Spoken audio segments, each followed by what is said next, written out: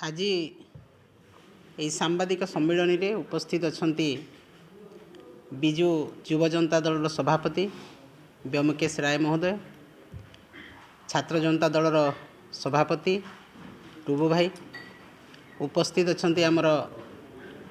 Media cell समस्त कर्मकर्ता एवं समस्त सांबादिक भाई माने समस्त को मोर नमस्कार एवं स्वागत जनाऊँ मु सांबादिक सम्मेलन को। आपण माने समस्ते जानिछंती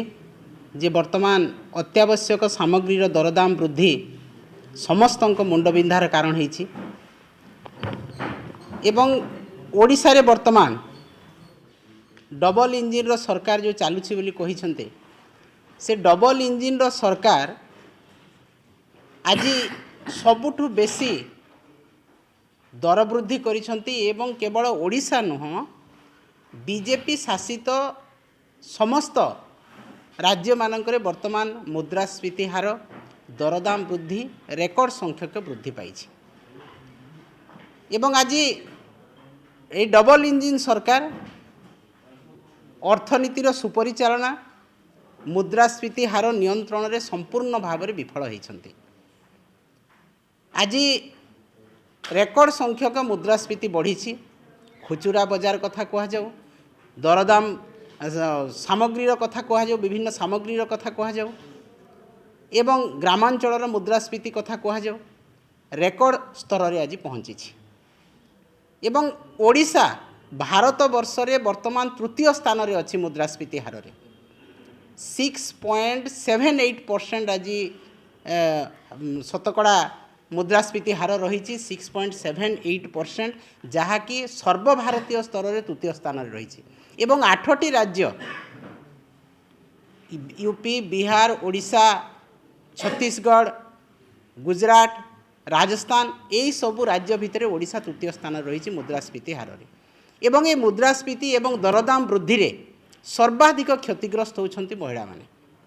कारण महिला को घर संभाळिबार थाए, महिला सकाळ उठिले परिवार कथा चिंता करे, परिवार को किपरि भाव से खाद्य देव,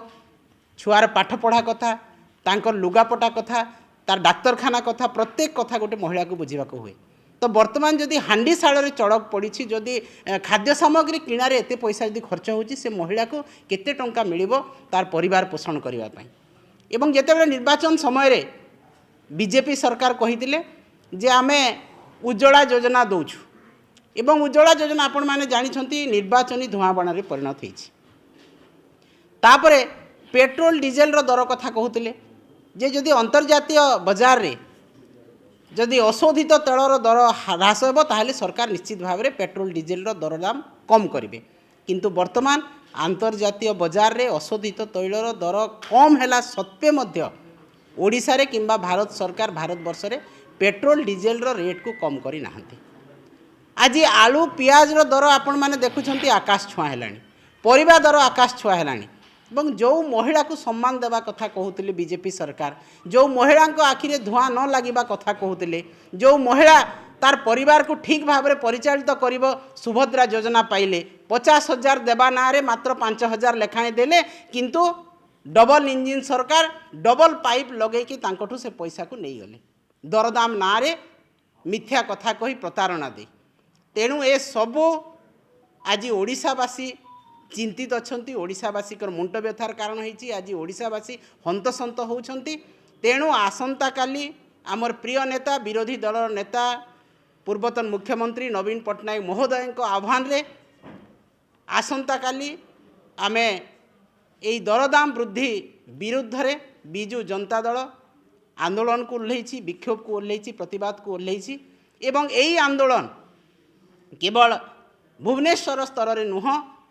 सभापति निर्देश रे जिला स्तर रे पंचायत स्तर रे मध्य ए अहेतुक दरदाम वृद्धि प्रतिवाद रे विक्षोभ रे आमे आगामी दिन रे आंदोलन करने को जाउछु। निश्चित भाव में ओडिशावासी आज जानतु जो सरकार निर्वाचनी कथा कहितला प्रतिश्रुति देइतिला अहेतुक दरदाम वृद्धि कम करने आज नुह 2014 मसीह प्रधानमंत्री जो डाकरा देइथिले एवं ओडिशा रे डबल इंजिन हैला परे आमे जहाँ करियो बोली कहूतिले ताहा संपूर्ण भाव में विफल होइचंती। मुद्रास्फीति हार को कम करिबारे विफल होइचंती। अर्थनैतिक सुपरिचालना स्तर में मध्य से माने विफल होइचंती। तेणु संपूर्ण भाव में भारतीय जनता पार्टी सरकार ओडिशा को सुपरिचालना करने दिगरे अर्थनीति स्तर में संपूर्ण भाव में विफल होइचंती। तेणु आगामी दिन में बिजु जनता दल तार आंदोलनात्मक स्तर को ओह्लैछि। आसंता काली आंदोलन कराहेबो एवं ताहा जिला स्तर को मध्य नियाहेबो।